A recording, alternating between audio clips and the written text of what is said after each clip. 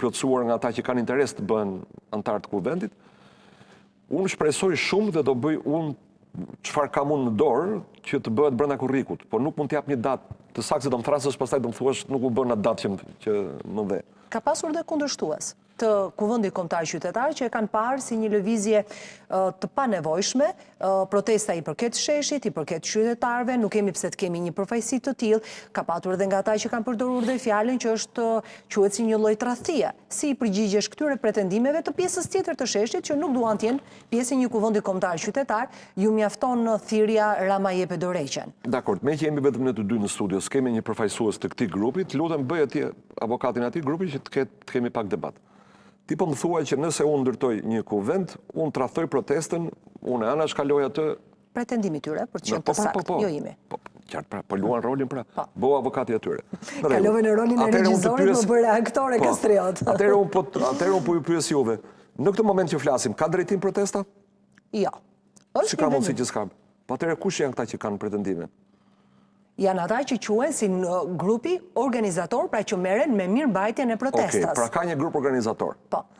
Tani, ky grup organizator kërkon të ruaj primatin e vet, kontrollin e vet mbi protestën dhe nuk lejon një grup më të madh njerëzish të bashkohet, sepse ne nuk po kërkojmë të përjashtojmë ata. Nuk po i shpallim luftë, nuk po i shpallim në opozit. Ne po i thojmë gjitha bashkat, që janë gjithë. Ata 20 apo 40, se edhe kjo është e paqartë, janë 20 apo 40. Një pjesë e tyre, siç të thash, janë në grup, se ti përmenda dy emra. Edviol Kulluri dhe Arben Kola janë. Tani shtrohet çështja.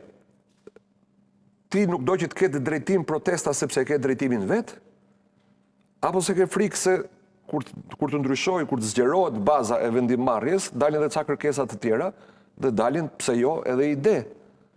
Pra ajo strategjia që tham që mungon. Pra po ju pyesëm juve si avokate e këtij grupi. Në 40 e ca ditë protest, ka rënë gjë Rama? Është realizuar ndonjë nga kërkesat? Jo, as Dorëheqja dhe asnjë. Deri më tani, jo. Ka një rezistencë nga kryeministri Edi Rama. Nuk e bëjmë kuvendi, nuk ekziston kuvendi. Ky grup organizator si e rrezon Ramën?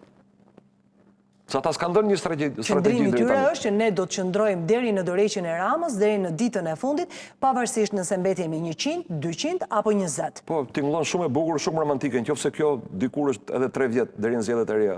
Si ja bëjmë? Presim zgjedhjet. Dhe fiton Rama. Me këtë konfiguracion politik që kemi sot, me këto ligje, me këto parti që kemi, fitoria e Ramës është e sigurt. Pra, Kastriot, ti e i mendimit që protesta patjetër duhet ketë një ballim, duhet ketë një përfaqësi të vetën për të arritur në qëllimet e saj.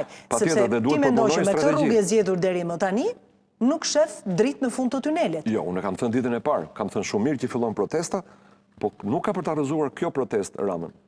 Në këtë formë që është pra dil në bulevard, brohorit, ti mendon që me një kuvend kombëtar qytetar Rama jep dorëheqjen? Jo. Nuk e jep për shkak të kuvendit. Rama do të japë dorëheqjen kur e para të ketë filluar mosbindje civile, dhe të shikojë gjithë vështirësohet puna dhe jeta. Dhe e dyta, kuvendi apo një parti apo disa parti, një koalicion partish, se mund të kemi nesër dhe një koalicion partish të reja. Sheshi mund të prodhojë shumë gjëra. Edhe 3 parti, sepse atje ka të majt, ka djath, ka si puna ime që s'janë as majt as djath. Dhe ndoshta do ishte mirë të kishte 3 parti, një të majt, një djath e një të qendrës atje. Por nëse vjen pra kjo ditë, do të kesh programe, përveç strategjisë për zgjidhje, që do të japin moralin të gjithë atyre njerëzve që deri dje kanë thënë pse të dalim, çfarë do arrijmë. Fermerët për shembull, për fermerët nuk flitet fare në bulevard. Sepse kjo është një protestë qytetare jo për të qenë cinik, për të mohuar të drejtën e fermerit për të protestuar, po sepse e tillë është bëhet bulevard dhe rrike kërkesa që nuk e prekin fare fermerin. Tani, fermeri shqiptar është... Flitem, por në bulevard, në Foltore, ka shumë njerëz të cilët e marrin mikrofonin, flasin për çështje të ndryshme dhe ndoshta bulevardi është mbizoturuar nga kërkesa kryesore për dorëheqjen e Edi Ramës, thirrja Rama në burg, Berisha në burg, ju erdhi fundi dhe thirrje të tjera, sepse në fakt aty ka qytetar, aktivistë, diasporë që vinë dhe ngrenë shqetësime nga më të ndryshmet. Po, dakord. Është kjo rruga që duhet ketë protesta, apo protesta duhet jetë më e përmbledhur në qëndrimet e saj dhe që mesazhet të përçohet i tillë? Jo, për mua protesta duhet lëshoj mesazhe për të gjitha shtresat e popullsisë. Prandaj përmenda fermerët. Fermerët sot e para njerë nuk janë të mbrojtur nga një regjim tarifash doganore. konkurrojnë lirisht nga të gjithë, sidomos nga Bashkimi Evropian që bën lojë të pandershme me Shqipërinë, sepse na ve kritere shumë të forta për të eksportuar në BE, ndërkohë që kërkon treg të hapur nga ana jonë. Modeli Trump me tarifat doganore është një model që jo vetëm është i domosdoshëm, po është patriotik në fund fundit, sepse mbron prodhimin vendas, që ne nuk e kemi. Fermerët duhen motivuar natyrisht me njerëz që punojnë me ta. Dhe me që është rasti është mund të them emrin Alban Çakallit, që është njëri prej tyre që është pjesë e këtij kovendi. Po. Edviol Kulluri gjithashtu vjen, nëse sot nuk merret me biznesin e fermerit, vjen nga një shtresë e tillë dhe nga një zonë e tillë. Pra këta njerëz duhen motivuar. Shikon, edhe në Kosovë ka pasur para pak ditësh protestë fermerësh, kanë derdhur qumësht në hyrjen e Ministrisë Bujqësisë, por ama atje kanë britur me mekanik bujqësore, jo me bidona duar. Kjo duhet ndodhë në Shqipëri. Po këta fermerë duhet kenë besim që nesër do bëhet më mirë. Dhe këtë besim do ta gjejnë te Kuvendi Kombëtar Qytetar. Po duhet ta gjejnë, është detyrë e Kuvendit ta bëjë. A do ta arrijë ta bëjë unë nuk e di. Po është detyrë, nëse nuk e bën këtë gjë pra, nëse nuk i motivon të gjithë duke ju treguar një perspektivë më të mirë, ka pak gjasa që të prodhojë rezultat edhe Kuvendi. Kuvendi nuk duhet të shpall luftë partive ekzistuese politike në kuptimin e bazës antarësisë. Sepse nuk janë të gjithë fajtorë. Patjetër. Mjafton që është shënjestruar qysh ditën e parë Rama dhe Berisha, të gjithë tjerëve duhet të bëhet thirrje që të braktisin këta të dy, atyre që janë të përfshirë politikisht, antarëve thjesht fare lehtë u ofrohet një alternativë. Mbajeni tesrën e PD-s apo të PS-s po të donin në xhep, si antar thjesht, po e janë të flasin për çfarë është e rëndësishme, për demokracinë direkte. Sepse ajo që na bashkon të gjithëve, pavarësisht ngjyrave, ti je me flamingun e kuqe, unë jam me shqiponjën e zezë, ajo që duhet na bashkojë është nevoja për të rikthyer votën. Ne s'kemi votën. Ne kemi votuar për herë të fundit në referendum në vitin 98, që i thon 28 vjet më parë.